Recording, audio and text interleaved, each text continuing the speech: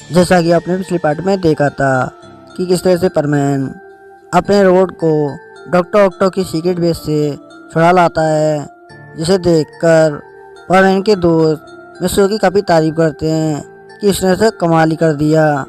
और दूसरी तरफ डॉक्टर ऑक्टो जब अपने सीक्रेट बेस पर पहुंचता है तो वह देखता है कि उसकी सीक्रेट बेस पूरी तरह से बर्बाद हो चुकी है, जिसे देखकर वह एकदम से आग बबूला हो जाता है।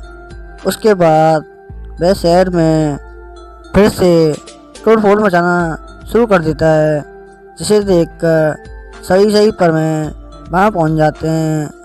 तभी मिस्सू डॉक्टर ऑक्टो से कहता है कि डॉक्टर ऑक्टो, आज तुम्हारा किस्सा ख़त्म होने वाला है, जिसे देखकर डॉक्टर ऑक्टो एकदम से गुस्सा हो जाता है। अब आगे।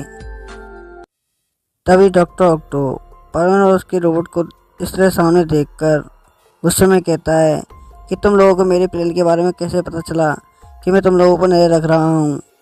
तो डॉक्टर ऑक्टो की इस तरह की बात सुनकर मिस्सू कहता है, ये तो बड़ा ही सिंपल था।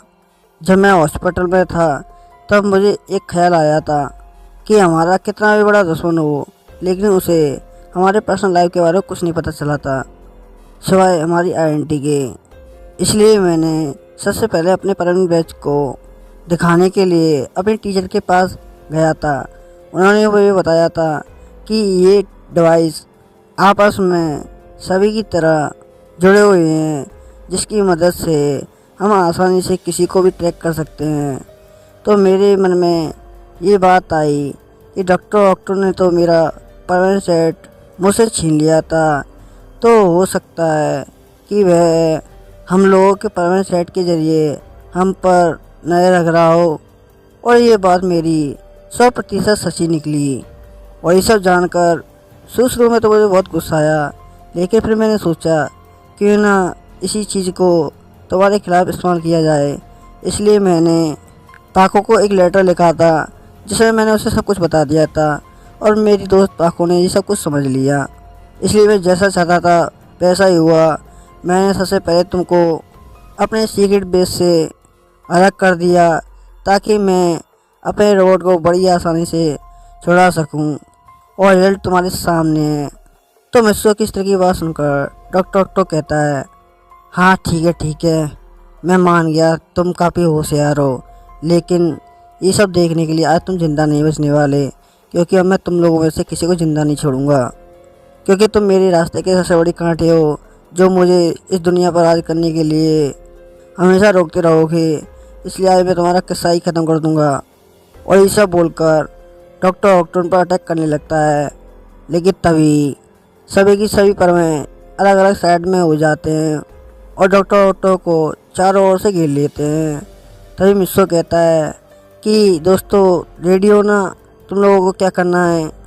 तो मिस्सू की इस तरह की बात सुनकर सभी परमेन एकदम से कहते हैं, हाँ एकदम रेडी हैं, तुम एक बार बोलो तो सही। तो उन सब की बात सुनकर डॉक्टर ऑक्टो कहता है कि तुम लोग जितना चाहे उतना प्लान बना लो, लेकिन इस बार तुम मुझे हराने नहीं वाले। सिर्फ एक हमला, उसके बाद तुम यहीं बिना पावर के नीचे गिर जाओगे, और उसके बाद तुम लोगों को कुचलने में मुझे बड़ी खुशी मिलेगी। और ऐसा सुनकर इससे तुमसे कहता है, अच्छा जरा अपने पीछे तो देखो।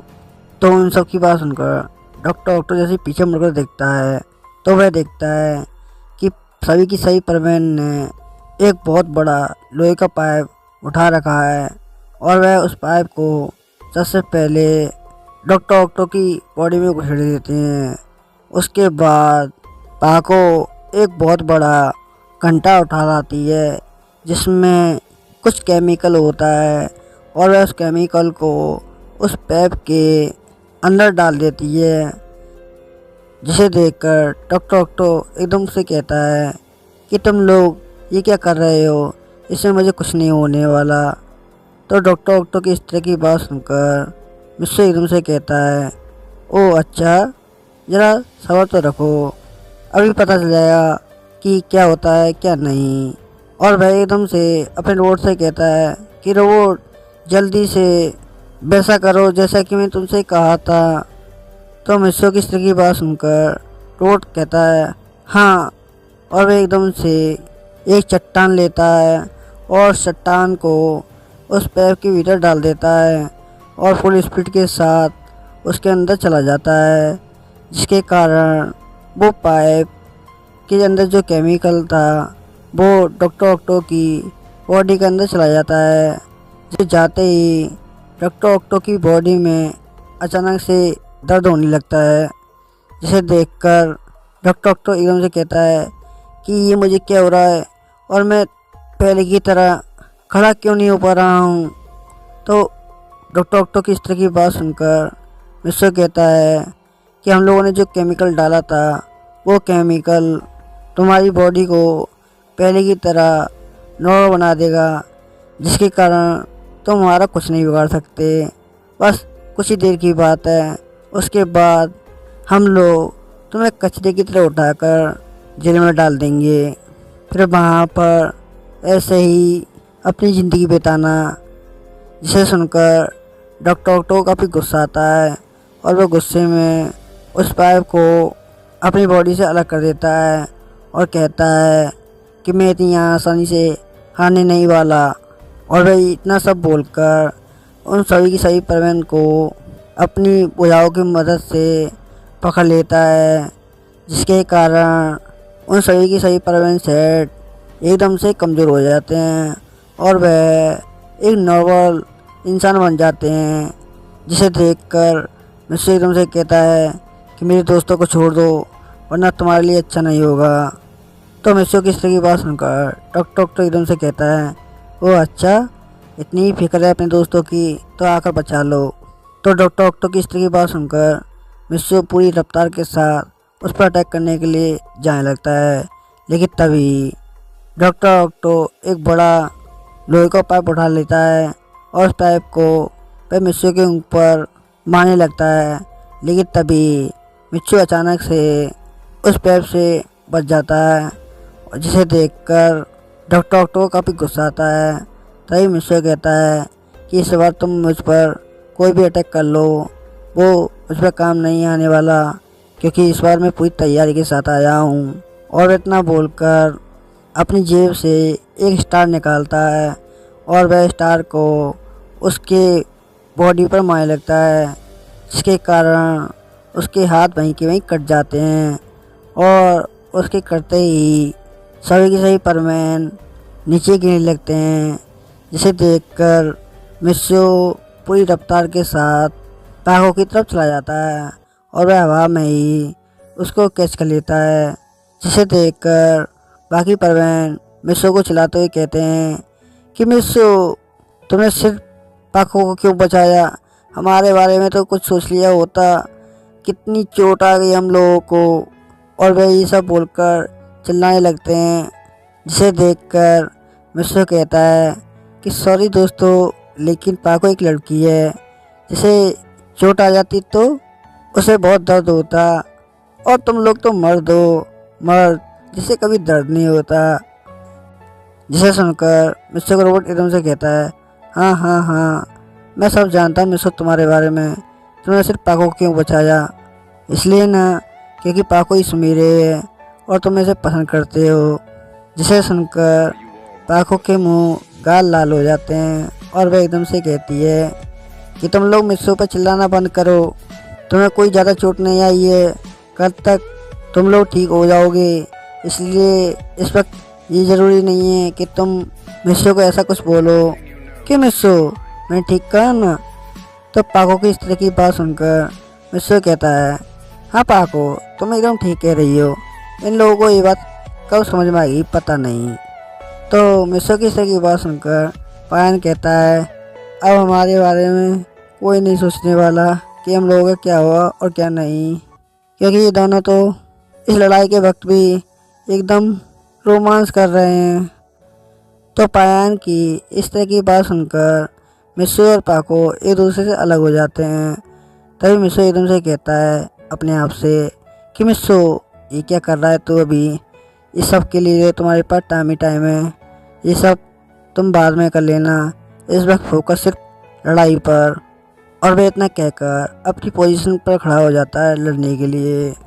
जिसे देखकर डॉक्टर एकदम से कहता है कि तुम लोग अब मेरे हाथों से नहीं बचने वाले, क्योंकि तुमने सिर्फ मेरे 4 हाथ काटे हैं जो कुछ ही देर में ठीक हो जाएंगे।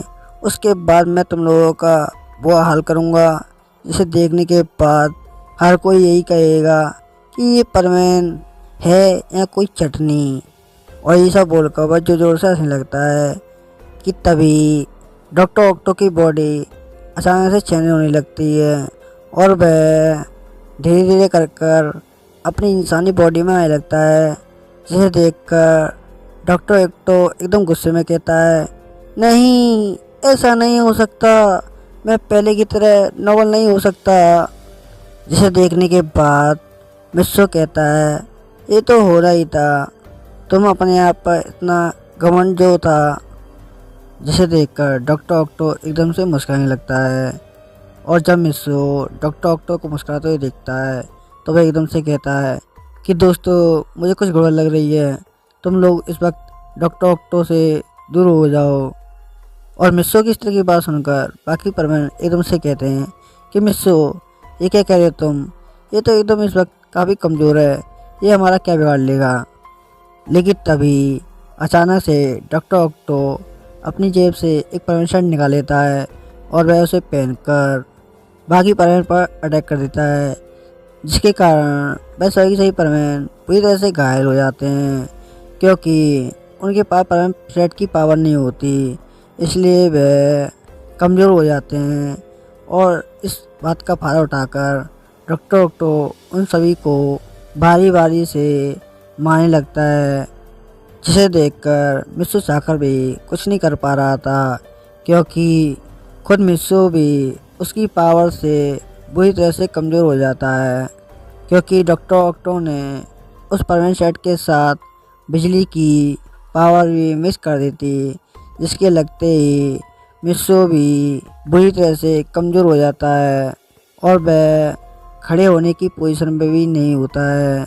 और तभी डॉक्टर ऑक्टो उसे मारने के लिए आगे बढ़ने लगता है। तभी डॉक्टर ऑक्टो मिस्सो की तरफ आने लगता है और वह एकदम से मिस्सो से कहता है कि परमैन, क्यों सारी आवाज़ निकल गई तुम्हारी, तुम तो मुझे मारने वाले थे, अब क्या हुआ। यह सुनकर पाको एकदम से गुस्से में कहती है कि मिस्सो को छोड़ दो, वरना तुम्हारे लिए अच्छा नहीं होगा। और वह ये सब बोलकर डॉक्टर ऑक्टो के ऊपर पत्थर फेंकने लगती है, जिसके लगने की वजह से डॉक्टर ऑक्टो को काफ़ी गुस्सा आता है, जिसे देखकर डॉक्टर ऑक्टो कहता है कि इसे तो मैं बाद में ख़त्म करूँगा, सबसे पहले तो मैं तुम्हें ख़त्म करूँगा लड़की। और वह ये सब बोलकर उसे मारने के लिए आगे बढ़ने लगता है, लेकिन तभी पाको अचानक से नीचे गिर जाती है, क्योंकि पाको खुद भी बुरी कंडीशन में होती है, जिसके कारण वो कुछ नहीं कर पाती। तभी डॉक्टर ऑक्टो पाको के पास खड़ा हो जाता है और कहता है, इसे मैं ऐसे ही मारूंगा जैसे मैंने उस लड़की को मारा था। जिसे सुनकर मिस्सो के कान एकदम से खड़े हो जाते हैं और वह एकदम से कहता है कि तुम किस लड़की के बारे में बात कर रहे हो। तो मिस्सो की इस तरह की बात सुनकर डॉक्टर ऑक्टो मुस्कुराते हुए कहता है, अरे इतनी जल्दी भूल गए तुम, मैंने तो सुना था तुम्हारी याददाश्त वापस आ गई, फिर तुम अपनी दोस्त को कैसे भूल गए। क्या नाम था उसका, याद नहीं आ रहा है। हाँ, कियो, वो भी मुझ पर काफ़ी अटैक कर रही थी इस लड़की की तरह। तभी मिस्सो डॉक्टर ऑक्टो की बात सुनकर बीच में ही रुक जाता है और वह एकदम से कहता है कि तुमने कियो के साथ क्या किया, बताओ मुझे। तो मिस्सो की इस तरह की बात सुनकर डॉक्टर ऑक्टो एकदम से कहता है कि तुम लोगों ने इसे अब तक नहीं बताया कि इसकी दोस्त मर चुकी है और उसे मैंने ही मारा था। जिसे सुनकर मिस्सो एकदम से चौंक जाता है और वह काफ़ी गुस्सा होने लगता है, जिसे देखकर डॉक्टर ऑक्टो एकदम से कहता है, ओह अच्छा, तुम्हें तो काफ़ी गुस्सा आ रहा है, चलो मैं तुम्हें एक बात बताता हूँ कि मैंने तुम्हारी दोस्त को किस तरह से मारा था। और वह पाको के पास खड़ा हो जाता है और वह कहता है, सबसे पहले मैं उसके पास इसी पोजीशन में खड़ा हो गया था और उसके बाद मैंने अपनी इसी टांग से उसे जोर से उसकी पीठ पर किक मारी और उसका किस्सा वहीं ख़त्म हो गया। क्यों, कैसा रहा? और डॉक्टर ऑक्टो की इस तरह की बात सुनकर मिस्सू एकदम बेकाबू हो जाता है और वह गुस्से के मारे ज़ोर ज़ोर से चीखने लगता है, जिसके कारण आसपास की जितनी भी बिल्डिंग होती हैं वो कांपने लगती हैं, जिसे देखकर हर कोई ये कहने लगता है कि इस शहर को हो क्या गया है, ये कोई भूकंप है या कुछ और। लेकिन तभी सब लोग आसमान की तरफ देखने लगते हैं और उन्हें आसमान में बिजली कड़कने की आवाज़ आने लगती है और चारों तरफ बिजली गिरने लगती है, जिसे देखकर डॉक्टर ऑक्टो बड़ी हैरानी से मिस्सू की तरफ देखने लगता है और कहता है कि तुम्हें हो क्या गया है, तुम क्या कर रहे हो? और कुछ देर बाद मिस्सू पूरी ताकत से चिल्लाने लगता है, जिसकी चिल्लाने की वजह से आसपास की बिल्डिंगें टूट जाती हैं और कुछ देर बाद वह एकदम भयंकर वाले रूप में आ जाता है और डॉक्टर ऑक्टो देखता है कि इसके चारों तरफ एक वाइट कलर की एनर्जी निकल रही है और उसकी आंखें पूरी तरह से वाइट हो चुकी हैं, जिसे देखकर डॉक्टर ऑक्टो को काफ़ी गुस्सा आता है और वह कहता है तुम्हें बाद में मारूंगा, सबसे पहले इस लड़की का किस्सा ख़त्म करूंगा। और वह इतना बोलकर उसे लात मारने ही वाला होता है कि तभी, और इसी के साथ ये पार्ट यहीं समाप्त होता है। अगर आपको ये वीडियो अच्छी लगे तो चैनल को कमेंट एंड सब्सक्राइब करना ना भूलें। Okay, good bye, sayonara.